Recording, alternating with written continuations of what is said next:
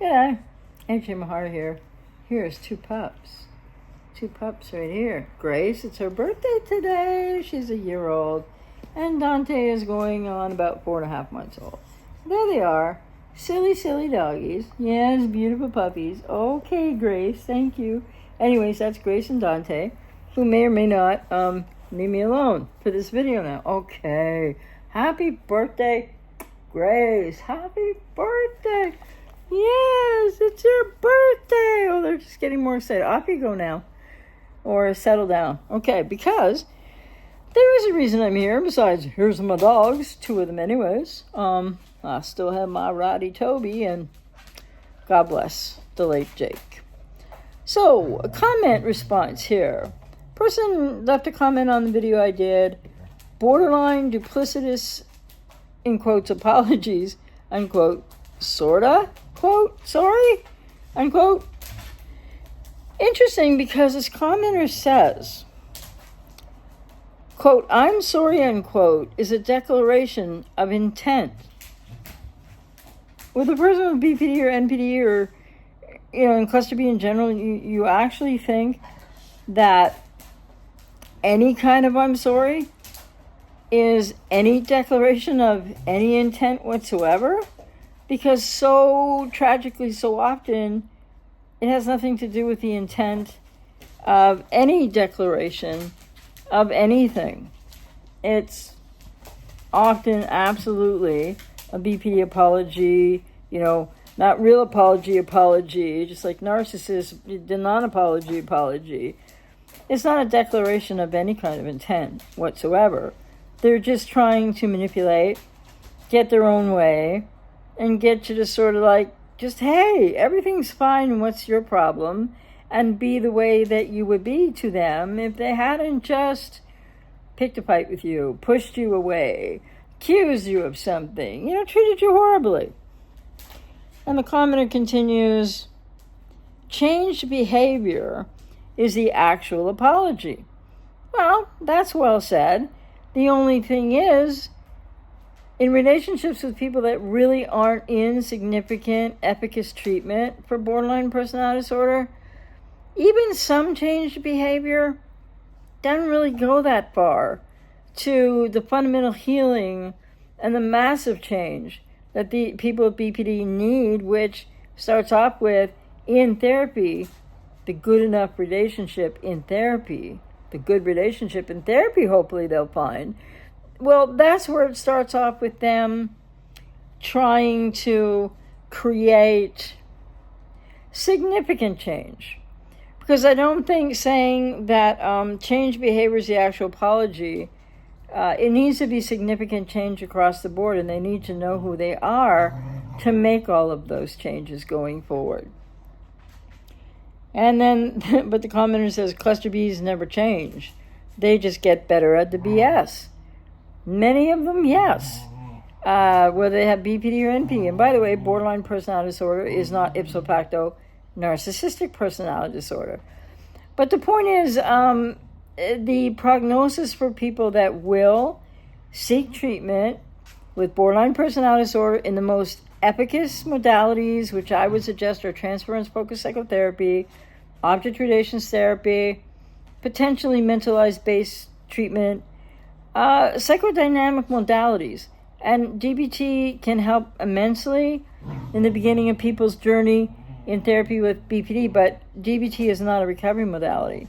DBT is not going to help somebody with BPD find their identity, find out who they really are, find the lost self, the self that's lost to the arrested emotional development by or before the age of 2. So it's not true that people with BPD can't change, but one of the things I always like to really say, because it's true, I've been working with people for 35 years in this area, and people who've come out of these relationships, and people who are, were children and now adult children of somebody with BPD or NPD. But the key thing is that people with BPD can change. So unlike narcissists, where the prognosis is really poor still, and there's more research coming out on that now, People with BPD, if they will seek this treatment, stick with it and be with the expert that's treating them, that's an expert in an efficacious modality. The prognosis is excellent for people with BPD. But by the way, they don't just age out, and it doesn't just go away. That's all. I don't know. I guess some kind of a bug in here from the balcony.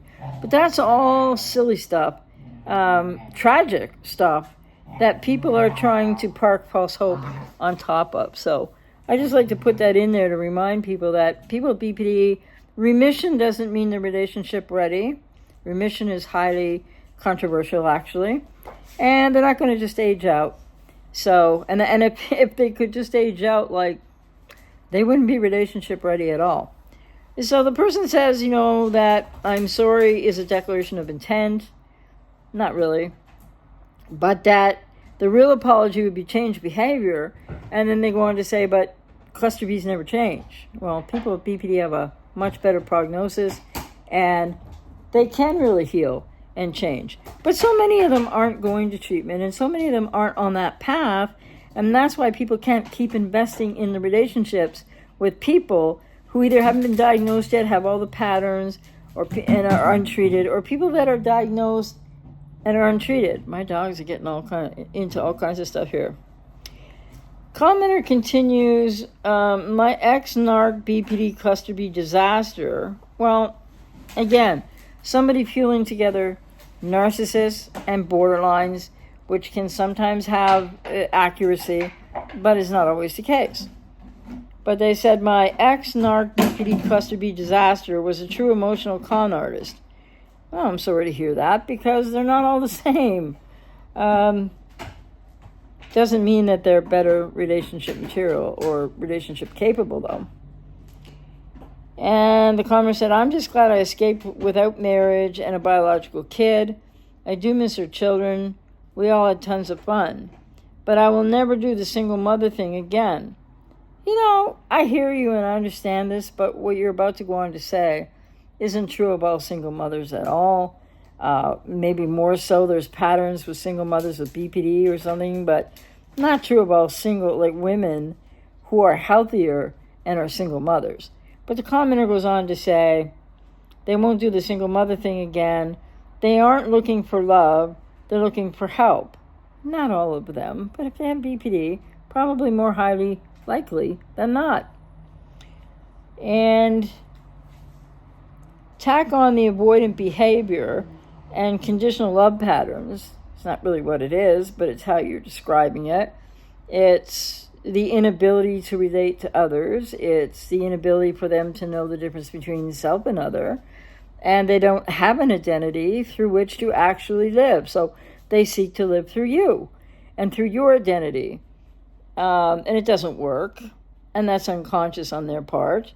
And you said, so attack on the avoidant behavior and conditional love patterns. They're not, there's no love, especially if you're with a narcissist or comorbid BPD, NPD, but borderlines aren't ipso facto narcissists. 60% of all people diagnosed with BPD have no comorbidity with NPD, no comorbidity in cluster B, and some of them no comorbidity at all. So when you say conditional love patterns, there's no love there. It's not about conditional or unconditional love. It's about there's no love there. Because where there's abuse, there is no love. So people keep on somehow saying this in a way as if because it's really hard, after these relationships for people to radically accept the pain and grieve the fact that you weren't seen and you weren't heard and you weren't loved. And you gave, and they took. And then the commenter says, it just does not end once it starts.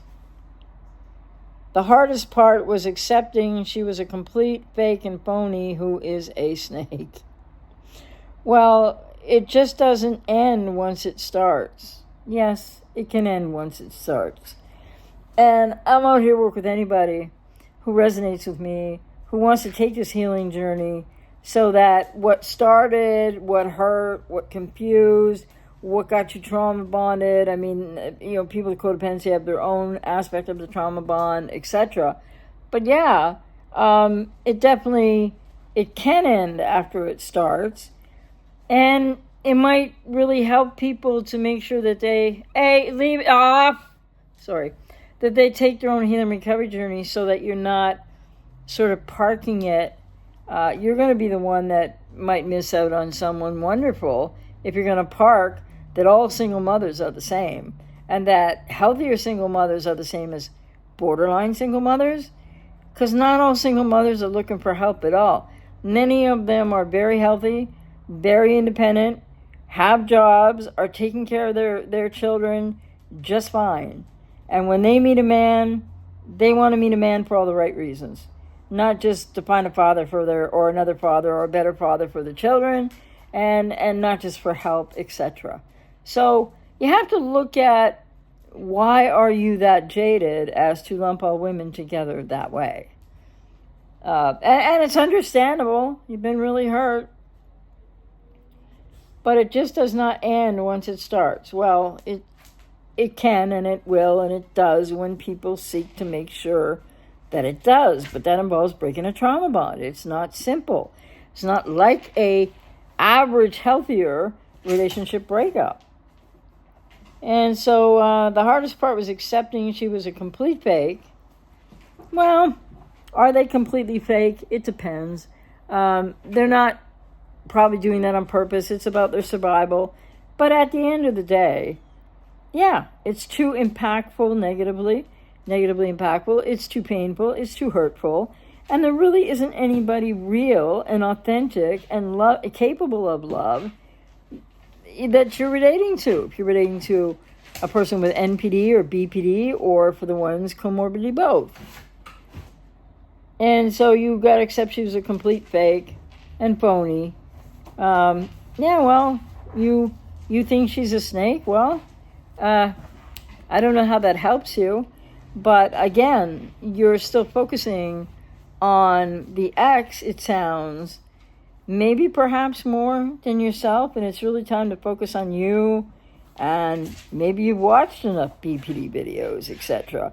Maybe you need to look more into your own, shifting to focus more on yourself and how you can go forward with it, take a healing journey to go forward more independently, with better, healthier boundaries, and maybe without the need to have these protective things going on, or potentially protective things going on, like, all single mothers are the same, and once it starts, it never ends, and they're all snakes, but you're entitled to how you feel about it. So I wonder how other people feel, because I'm sorry isn't a declaration of intent, and then change behavior would be a real apology, but then the person goes on to say, but they can't change. So what's that mean exactly? But anyway, what's more important than any of this is actually realizing that I'm sorry isn't really near enough anyway after the damage done in these relationships and the trauma bond reality of them, and that people who are partners of people with BPD also need their own therapy and healing after the relationship. Because there was another comment on the channel where somebody said, not everybody who loves or has been with a borderline is a codependent. Some really healthy, security attached individuals could also, no, not really. They don't. And if they do get involved with a person with BPD or NPD, it's really short-lived, like days to a week or two. So somebody else was, I guess, minimizing or denying their codependency. But so what's really important to think about with BPD and apologies is it's anathema. They just don't go together, especially untreated.